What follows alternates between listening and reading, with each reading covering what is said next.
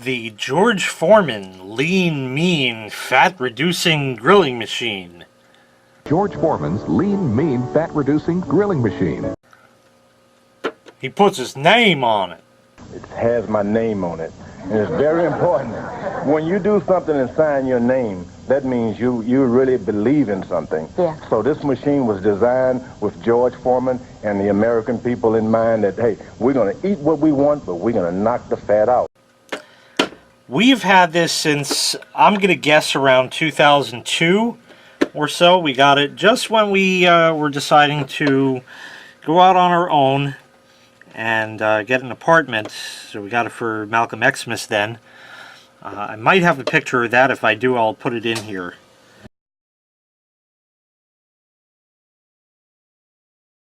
Regardless, it has seen a lot of use. We used to use this thing incessantly in our apartment, and then in the house, the lions have gotten ferocious on it and knocked it to the floor. You can see there's a crack there and a crack there, but it otherwise is held together.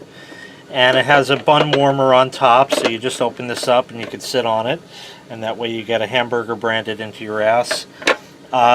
It developed a problem, and we're going to see if we can fix it. It still works. It is heavily worn, as you can see. These are non-removable grill plates, and just to show you the information right there, so that way it'll give you an idea. When you plug it in, there's a light that is supposed to show up over here, and it sort of does that and sort of doesn't. Now it's not, but if I wiggle it, I don't know if you can see, it sometimes will flicker. It's not just the light. The problem is, because this is the Lean Mean Fat Reducing Grilling Machine, it heats from the bottom and the top, and the bottom has gotten slightly warm. The top is ice cold. There is a wire that runs somewhere in the hinge type area, and that's what hits it. I don't know how to take this apart. I've never needed to. I know this comes off somehow, and it's rather tricky for whatever reason. So you gotta like pop it out there. That just came off. So that way we don't break that, because we like the color, and besides that would get hot. The screwdriver will go down here, and we'll take the screws out and see. Let's see if that comes out. Yes. They're ever so slightly rusty. I'd imagine it screws together in the back and sort of hooks in at the top. That's exactly it. And if we go to close this, we shall see. Now the connections here, I guess, are okay. The light seems to work.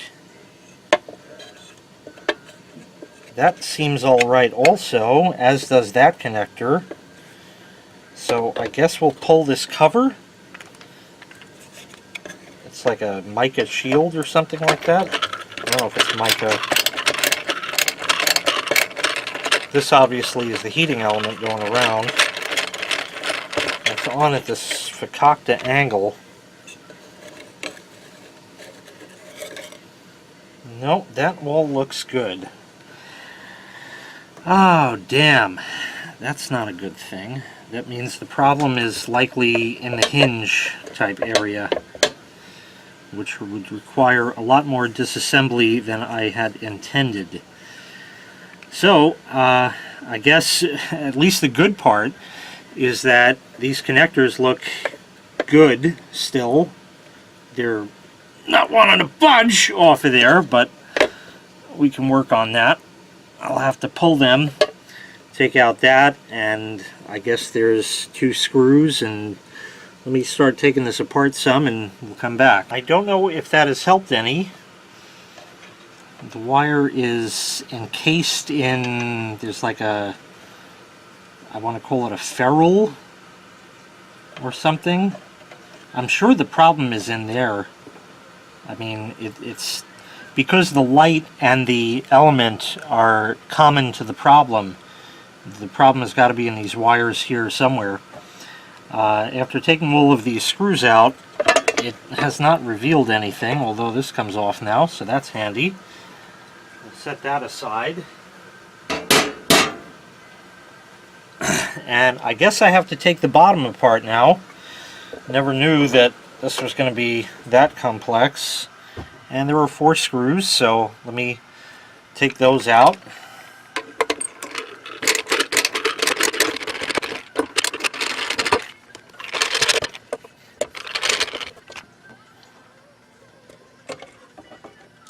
And now the bottom opens and probably will reveal all kinds of good foodies inside, old foodies.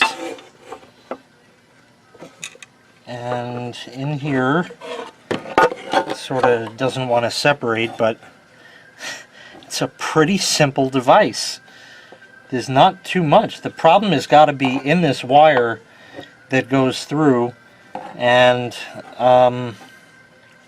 there's a thermostat right here that knows when it's up to temperature. There's not too much in the way of old food stuff in there. There is some Chinese writing in it though. I don't know if you can see it. Down right here. I don't know if the light is glaring. There it is. So, gonna have to break out the meter and start doing some continuity tests. So let me go and do that, and I'll come back with my findings. Okay, I don't know if you can see that. The meter is reading about 60 ohms or so, and this meter is, being a cheap free Harbor Freight meter, not good. So it reads about that through the probes itself, but I do find that when I wiggle and jiggle the wire here, the reading changes. So I'm gonna have to cut away this white stuff and hopefully take a look-see inside. Well, I didn't have to go too far to reveal this. The wire is fucking severed, and the other one is not looking much better. So there's your problem. Now we got to figure out how we're going to fix it. I'd like to retain as much of this white crap as I can, so maybe I'll just try to slide it up on the wire a bit. It broke in a bad spot, but you'd figure it would. So let me sort of regroup and figure out how I'm going to fix it.